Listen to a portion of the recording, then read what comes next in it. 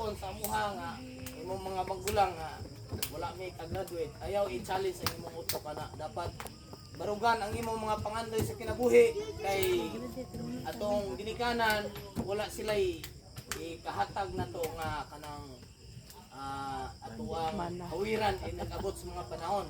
Dili ang atuwa ra gyung iniskwelahan kay sa tinuod ang bisan tuod nga wala tayo iniskwela diskarte pero advantage gitong natay iniskwelahan ano ang pag-apply na to trabaho sa diri sa Pilipinas lisod kayo wa kay grado tinuod na ang atuwa lang nga eskwela lang tapos mag-uyab-uyab, natural man na. Kaya ako sa una, wag ko kagig uyab-uyab. Kung sana, makaon man ang dili. Basta kay, study first before others, anak lang. Godless and more birthdays to come. Napay lang ako sa drina. Istorya magani kong elementary graduate na po. Samot na yung grade 10. Istorya. Atong kabatot. Sige, atong paminaon ang ikasuti para sa iyong mama.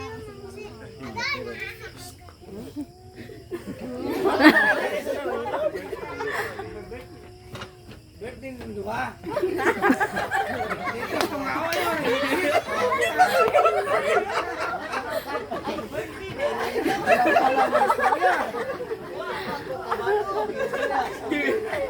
Nagpasapot pa ba? Ilan sa tagamay kay Mr. Resiante. John Pio.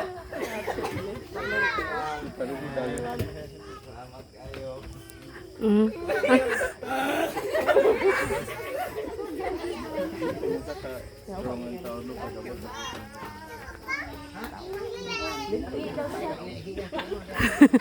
Tulong.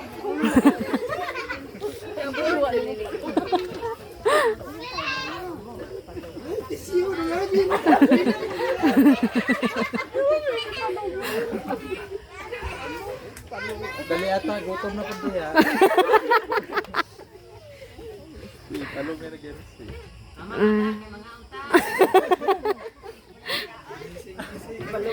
Ay, naghinila.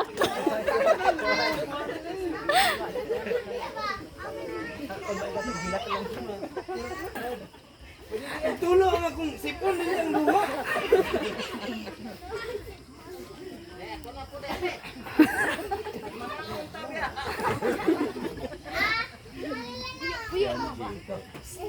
Sige na, sila na. Patalawan ang message si Angie para sa iyong mama. Sige.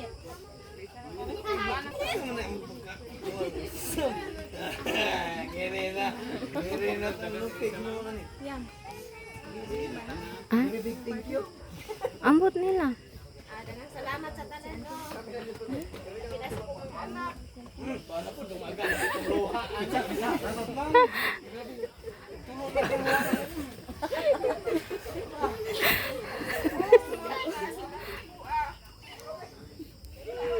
na